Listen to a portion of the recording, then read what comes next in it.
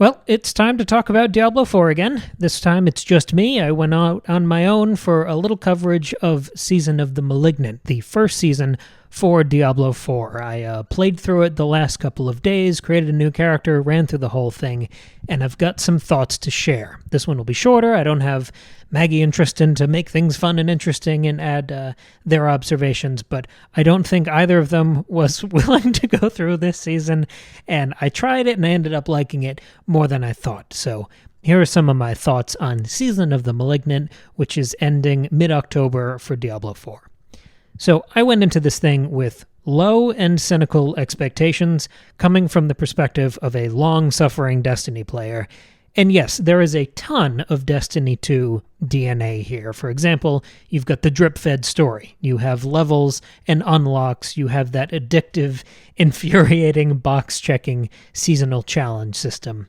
But you've also got some little unwelcome additions peppered in there.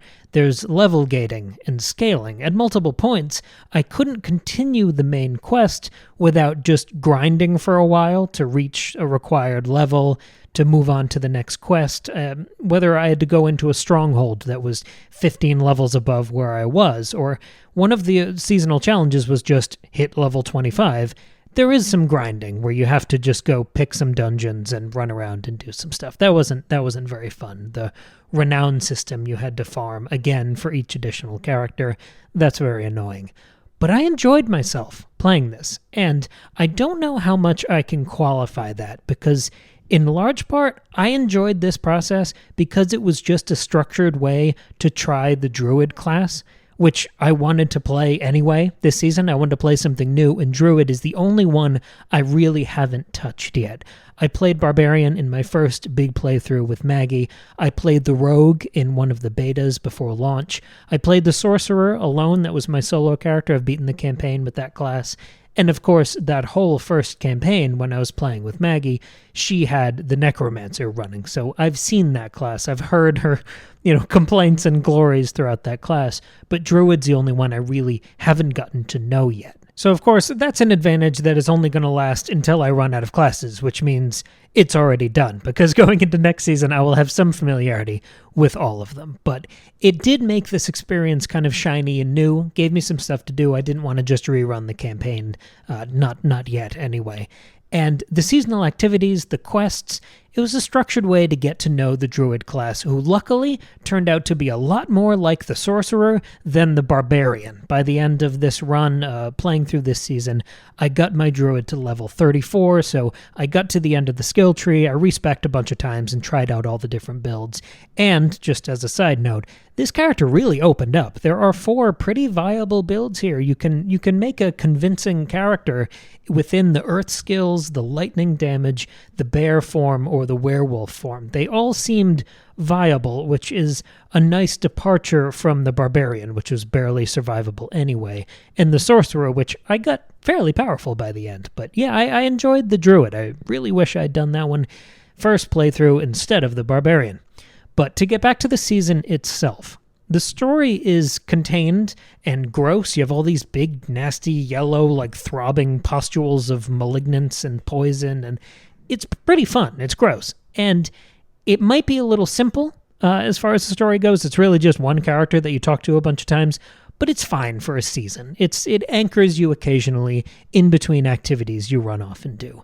In the future, I would absolutely prefer for these seasons to feel more essential for the main story. I would love to revisit and flesh out some of the side characters from the main campaign. I think that would be a very fruitful focus going forward. And yes, I did have to rely on a lot of my Destiny instincts. The systems for how the season worked were fairly unclear, especially for it being the first season of this game. It didn't really show me what to do. It just popped up this objective of complete Chapter 1 and Act 1 and Act 2 of the season.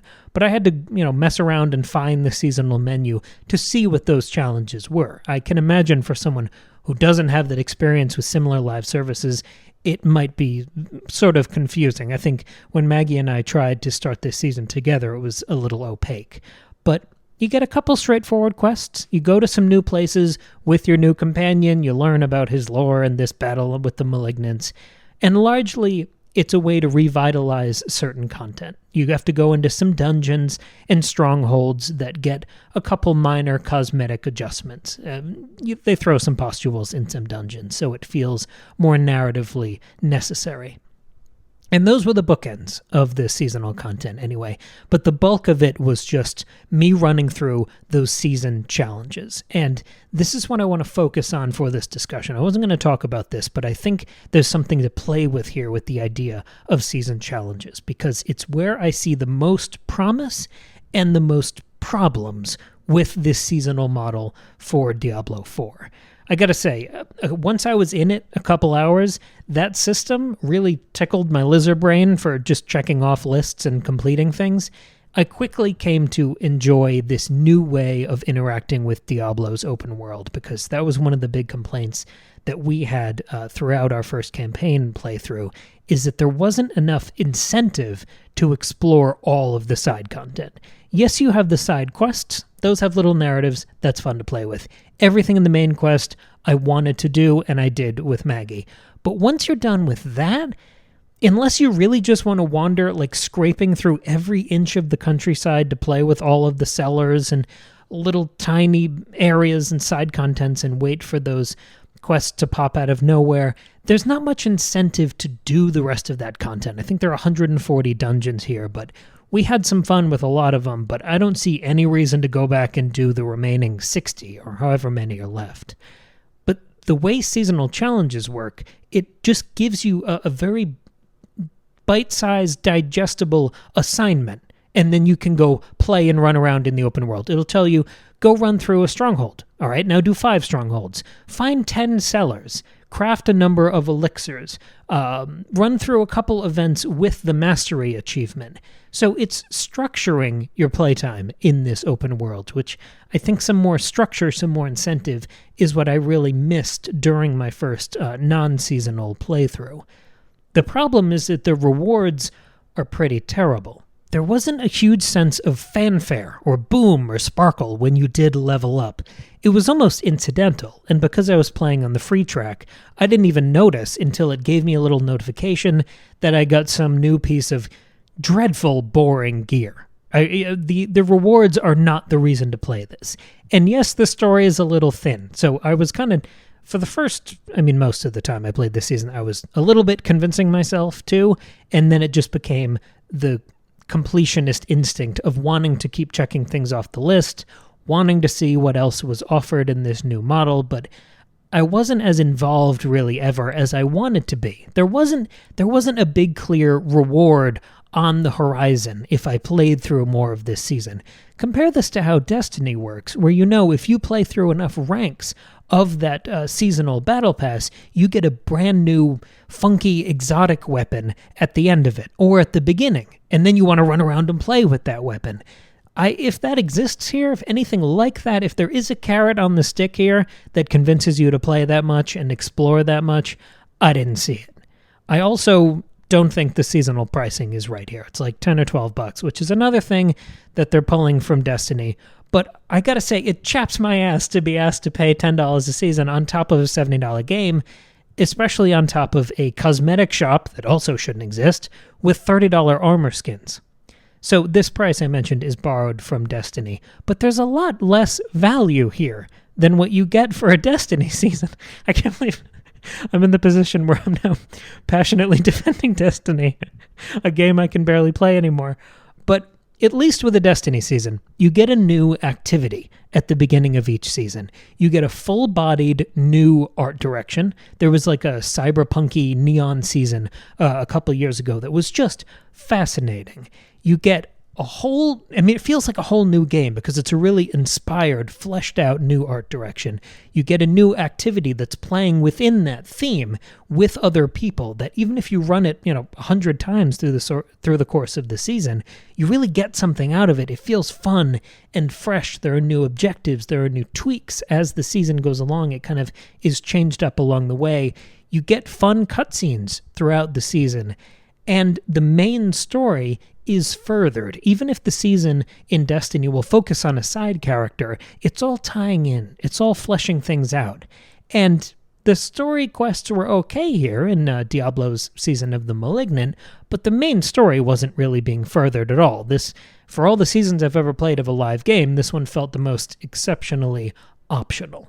So, summing this up here, I had fun. I had more fun than I thought I would, but I'm worried because I was definitely on autopilot. I think there are concerns here. I probably enjoyed this much more than I otherwise would have because I got to discover the Druid class.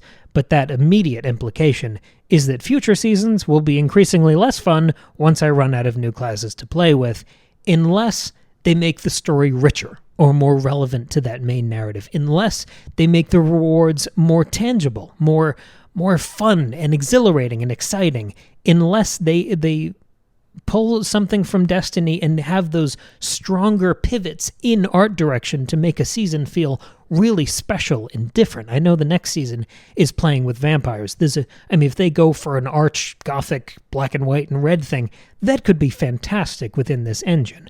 But again, just to pull it back to all of our other Diablo 4 episodes, the game's got to be more fun and rewarding. And if you want to know more of our thoughts on that, go check out our previous episodes. We did act-by-act coverage.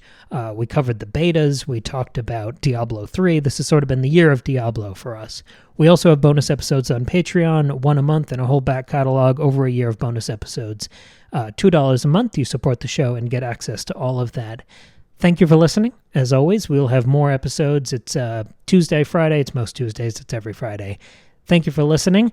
Thank you, Maggie and Tristan. I'm glad you didn't have to play through this season. I don't know if you would have gotten as much out of it as I did. Half of it was just that academic interest in comparison to Destiny, which I know, given 12 lifetimes, I could never get either of you to play. So, thank you all for listening, and we'll be back soon with a brand new episode. Bye.